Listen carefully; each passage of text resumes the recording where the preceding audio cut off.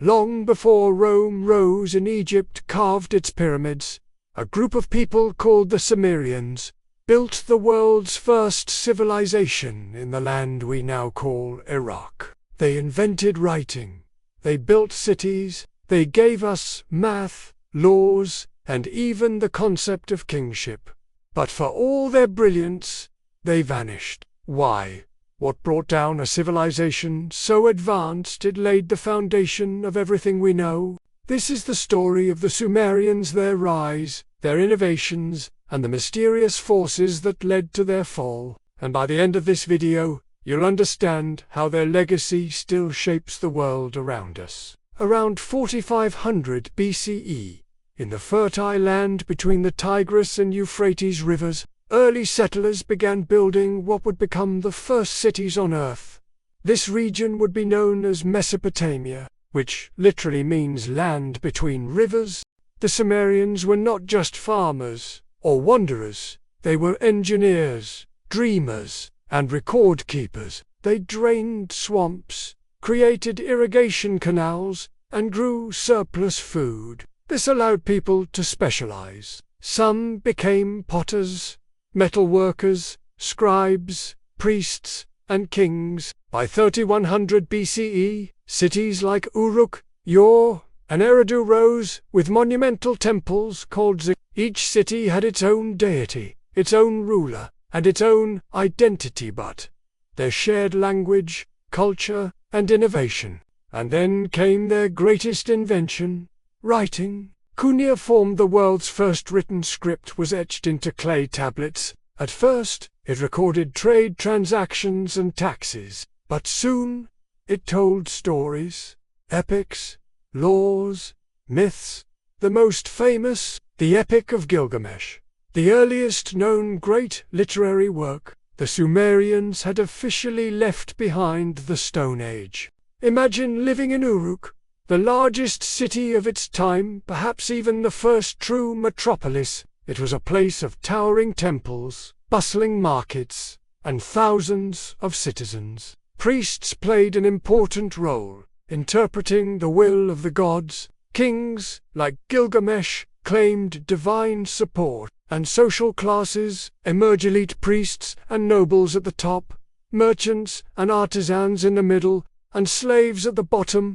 Education was prized. Scribes trained for years to master. Their work preserved economic records, legal codes, and even scientific knowledge like astronomy and medicine. They invented the wheel. They used a base 60 number system, giving us 60 seconds in a minute and 360 degrees in a circle. They tracked planets. They used multiplication tables. They even had plumbing systems. Their cities were laid out with courtyards, drainage systems, and public granaries. Trade routes stretched across the region, reaching as far as the Indus Valley. And perhaps most remarkably, they understood the importance of record-keeping, something that would preserve their story for millennia. The Sumerians were deeply spiritual.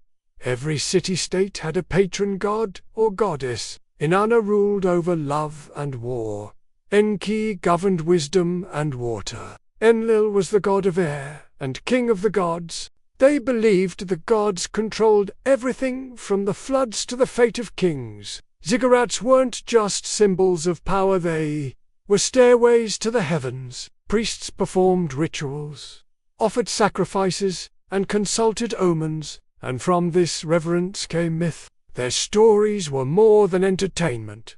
They were explanations of existence. The Epic of Gilgamesh wasn't just a tale of a king, it explored death, immortality, friendship, and the meaning of life. These ideas still echo in modern literature and philosophy. Sumerian cosmology placed the earth between heavens above and a dark netherworld below. Worldview that would influence later Mesopotamian religions and even parts of biblical theology. The Sumerians weren't just builders and dreamers, they were observers. They tracked celestial movements. They divided time into hours, minutes, and seconds. They used lunar calendars, and they documented it all. In math, they pioneered geometry, used quadratic equations, and built complex measurement systems for land and trade. They catalogued plants, diagnosed illnesses, and prescribed treatments. Clay tablets described symptoms, herbal remedies, and even surgical tools. Their knowledge base wasn't perfect, but it was systematic, structured, and driven by curiosity. And above all, it was passed on from temple to temple, from one generation of scribes to the next. For all their advancements, the Sumerians weren't immune to conflict. As city-states grew richer, rivalries intensified. Competition for water and land led to wars. Kings fortified cities, raised armies, and built alliances. But alliances often fractured. City fought city, and power shifted rapidly from Kish to Uruk, to Lagash, to... As wars dragged on, resources dwindled. Irrigation systems, once maintained with care, fell into disrepair. And as wars continued, leaders looked increasingly to divine justification for their conquests, linking politics, religion, and warfare into a single narrative. The Golden Age was beginning to tarnish. The Tigris and Euphrates rivers brought life but also danger. Over time, irrigation led to salinization. Salt built up in the soil, killing crops, yields dropped, fields turned barren. Farmers abandoned land. Grain production plummeted. Food shortages worsened. Famine spread. Archaeological records show that wheat, once dominant, was replaced by more salt-resistant barley. But even barley couldn't hold back the ecological damage. The population declined. Economic systems faltered. Trade routes thinned. And as the land weakened, so did the civilization. Around 2334 BCE, a man named Sargon of Akkad rose to power in the north. He conquered city after city, forming the world's first true empire, the Akkadian Empire. Sumer became a province in a larger political machine. Culturally, the Sumerians held influence.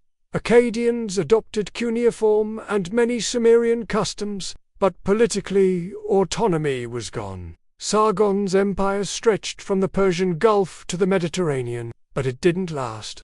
Internal revolts, invasions from mountain tribes, and worsening droughts weakened the Akkadians. By 2150 BCE, the empire collapsed, and for a brief moment, the Sumerians came back.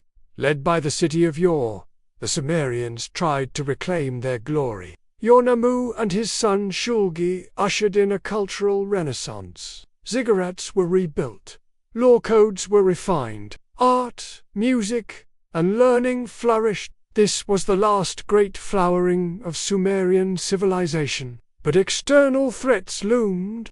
Elamites from the east and Amorites from the west pushed in. Climate conditions worsened. Trade routes collapsed. By 2004 BCE, Ur was sacked. The dynasty ended. Sumer didn't vanish overnight. It faded.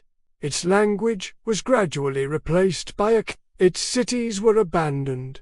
Its gods merged with new ones. Its people became part of other cultures.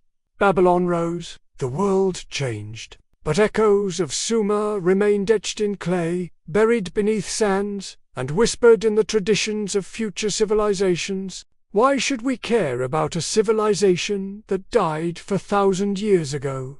Because Sumer was first. The first to write. The first to build cities. The first to leave behind a story. Every time we read a book, calculate a circle, measure time, or govern a city, we touch a piece of Sumer. Their rise is humanity's triumph. Their fall is a warning. Thanks for watching. I'll tell you what happened. If this dive into ancient history gave you chills, don't forget to subscribe and like the video. Leave us a comment.